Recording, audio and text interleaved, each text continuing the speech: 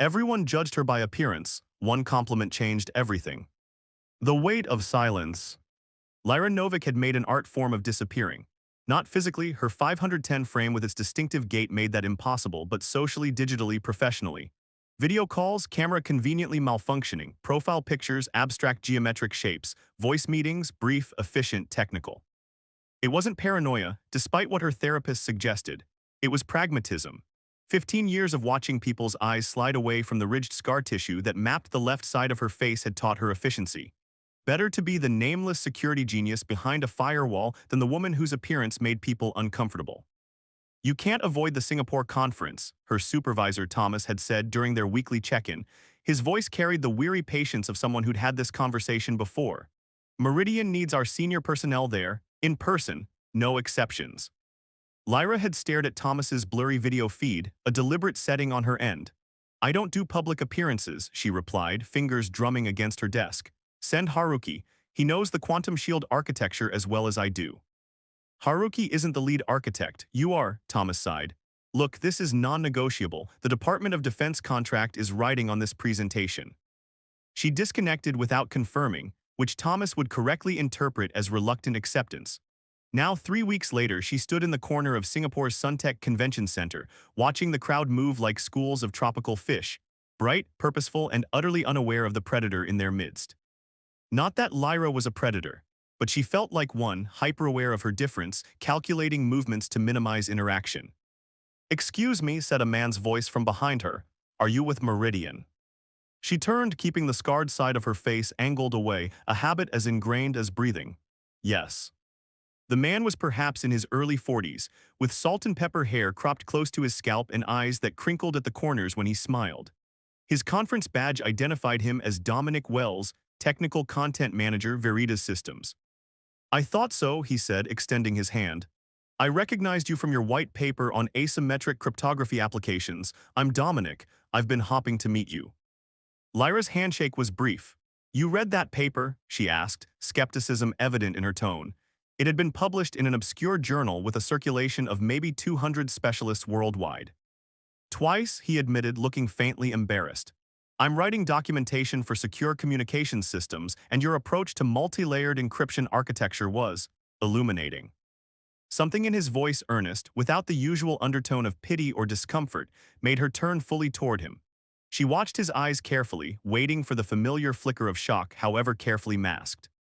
It didn't come. His gaze held her steadily, curious and engaged. Most people find encryption protocols boring, she said, testing him. Most people haven't had their personal data compromised in 3 separate breaches, he countered with a rueful smile. I've developed a healthy appreciation for good security. Despite herself, Lyra felt the corner of her mouth twitch upward. 3 breaches, that's almost impressive.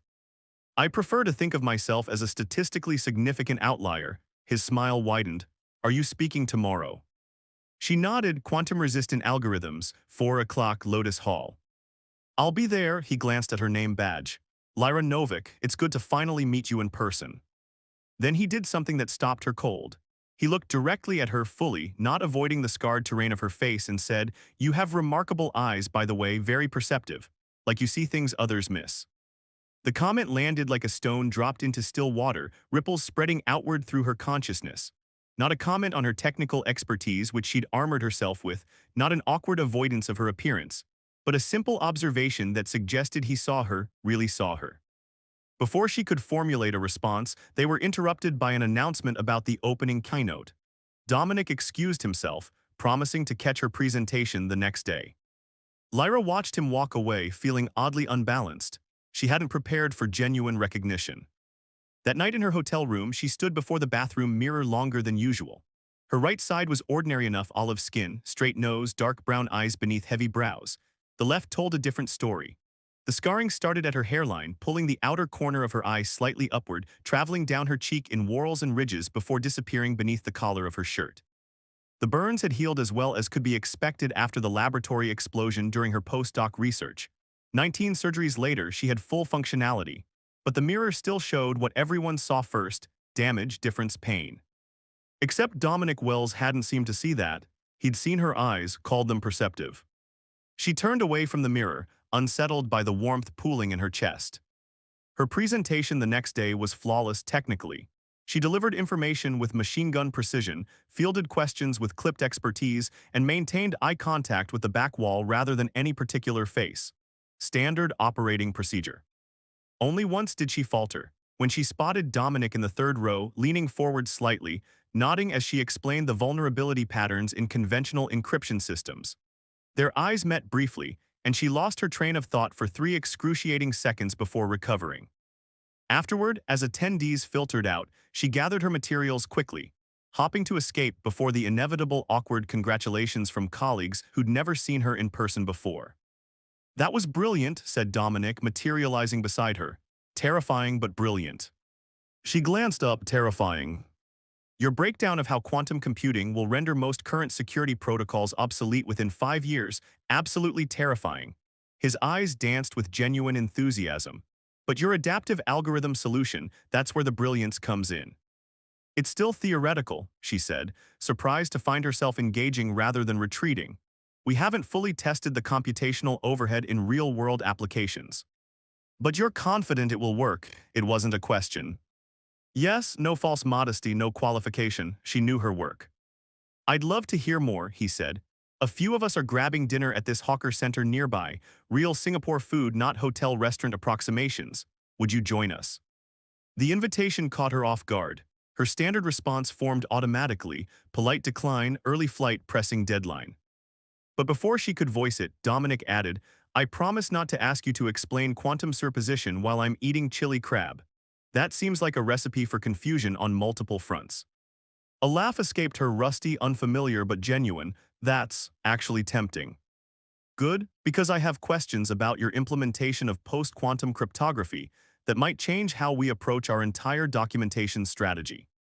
And somehow, instead of retreating to her hotel room with room service and her laptop, Lyra found herself at a plastic table in the humid Singapore evening, surrounded by the aromas of garlic, ginger, and seafood.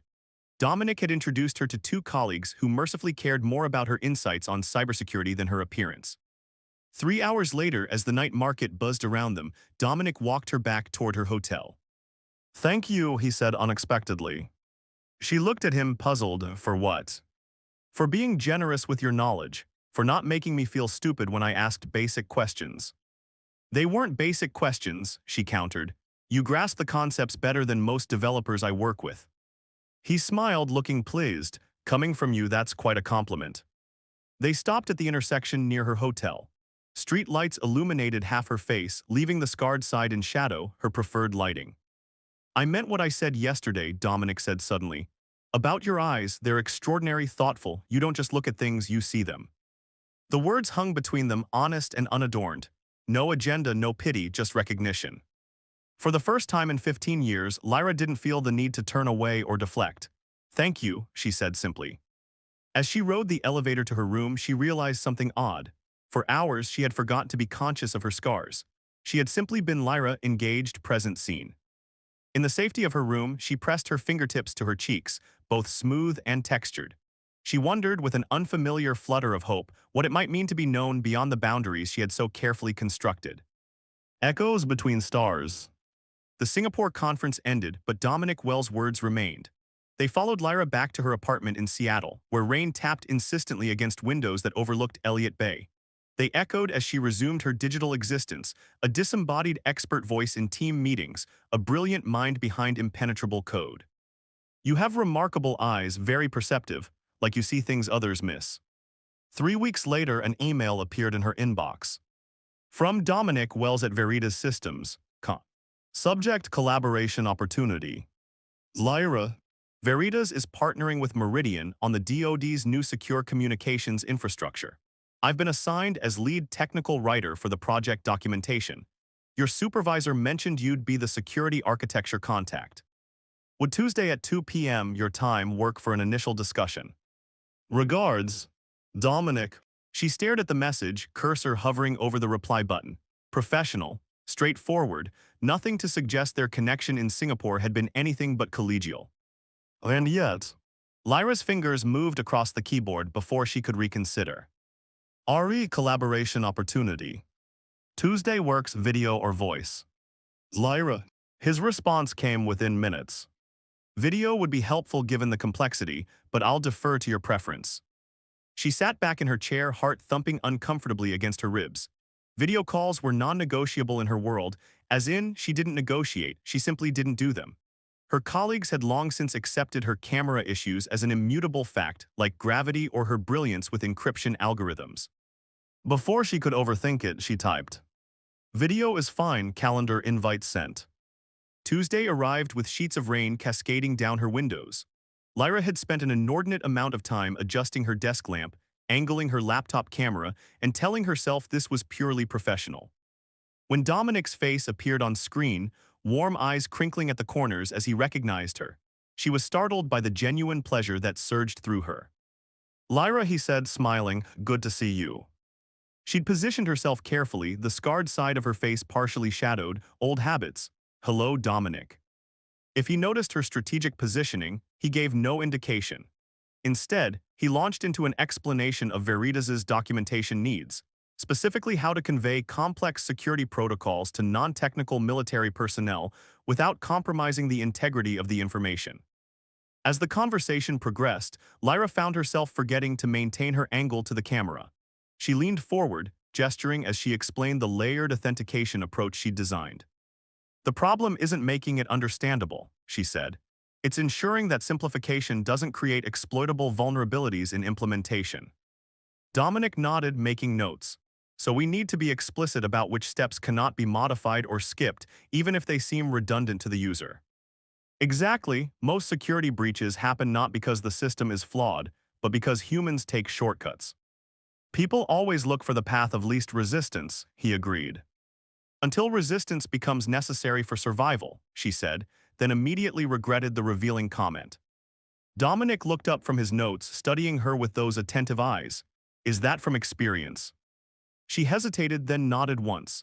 "After the accident," she said, gesturing vaguely toward her face, "I had to relearn everything. There are no shortcuts in rebuilding yourself." It was more than she'd shared with anyone in years. The silence that followed felt fragile, pregnant with possibility. "Thank you for trusting me with that," he said finally. "I imagine trust doesn't come easily for you." "Not with people," she admitted. "With systems, code, yes, they do what they're designed to do. People are less predictable." "And yet people created those systems," he pointed out gently, "wrote that code." The observation lingered between them, neither challenging nor dismissive, simply there, like the rain against her windows. Their weekly meetings became a fixture in Lyra's otherwise solitary life. They moved from formal discussions of encryption protocols to philosophical debates about the ethics of privacy in a surveillance state. Dominic never rushed her when she spoke, never looked away when the light shifted across her scars. 6 weeks into their collaboration, he sent her a document draft for review. The technical content was impeccable. He'd absorbed her complex explanations and transformed them into clear instructions without sacrificing security integrity. But it was his introduction that stopped her cold. In an age where digital vulnerabilities threaten our most fundamental freedoms, security isn't just about technology, it's about human resilience. This protocol, designed by one of the most perceptive minds in modern cryptography, represents our commitment to protecting not just information, but the people that information serves. She read it 3 times, feeling exposed in a way that had nothing to do with her physical appearance. When they connected the next day, she didn't mention the introduction directly, but halfway through their discussion of multi-factor authentication, she asked, "Why did you become a technical writer? You understand these concepts well enough to be an engineer." He seemed surprised by the question but considered it seriously. "I believe translation is as important as creation," he said finally. "The most brilliant solutions are worthless if people can't understand how to implement them." "You bridge worlds," she said. "I try to," he smiled. "What about you? Why security architecture?" She hadn't expected the question to be turned back on her, though she should have. Dominic was nothing if not genuinely curious. "Control, maybe," she admitted. "After the lab explosion, I couldn't control how people saw me." Her hand drifted toward her scars. "But I could control systems, create order from chaos. And protect others from unexpected catastrophes," he added softly. The insight jolted her. She had never articulated that motivation even to herself. "Yes," she whispered, "exactly that." Their project progressed through summer and into fall. As Seattle's light softened into amber afternoons, something shifted in their professional relationship.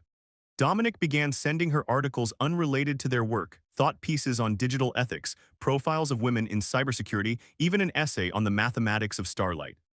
She found herself responding not with her usual terse acknowledgments, but with thoughts, questions, occasionally even personal anecdotes from her research days. In October, Dominic mentioned he'd be in Seattle for a conference. Perhaps we could meet in person, he suggested, voice carefully neutral, to finalize the documentation before submission. The prospect filled her with equal parts anticipation and dread. In video calls, she controlled the environment. In person, she was exposed to stares, to judgment, to the possibility of disappointment. But she said yes anyway. They met at a quiet cafe overlooking Puget Sound, where the afternoon light diffused through fog. She arrived early, selecting a corner table that allowed her to sit with her back to most of the room. When he entered, she watched his eyes scan the space, brighten with recognition as he spotted her. No hesitation, no awkwardness, just the same warm regard she'd grown accustomed to through their screens. "It's good to see you," he said, settling across from her.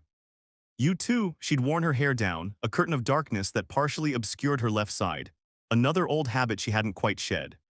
They reviewed the final documentation, but the work felt secondary to the current running beneath their conversation. Unspoken questions, possibilities neither had voiced directly.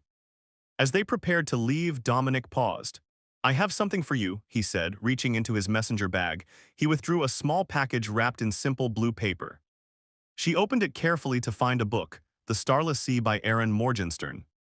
"You mentioned you love stories with hidden worlds," he explained. "This one made me think of you." The gesture was so unexpected, so personal, that she struggled to find words. "Thank you," she managed finally. "Lyra," he said quietly, "I've enjoyed getting to know you these past months. Not just your brilliant mind, but your perspective, the way you see the world." She looked up, meeting his gaze directly. No angles, no shadows. "I've been hiding for a long time," she admitted. "I know, but you don't have to, not with everyone and certainly not with me." She thought about the walls she'd built, the silence she'd wrapped around herself like armor. And she thought about what it had felt like these past months to be seen, truly seen, beyond her scars, beyond even her intellect. "I'm learning that," she said, then taking a breath. "Would you like to walk along the waterfront? The light is beautiful this time of day." As they stepped outside, Lyra felt something shift within her. Not a dramatic transformation, but a quiet realignment, like stars finding their proper constellations after drifting apart. She didn't know what this connection with Dominic might become. But for the first time in 15 years, she wasn't defining the boundaries of possibility by the geography of her scars. She turned her face fully into the light, feeling the gentle touch of autumn sun on both sides, smooth and textured alike. One step at a time, she was learning to become visible again. And in that visibility, she was discovering echoes of herself she'd long ago silenced, echoes that, with the right listener, might become a voice.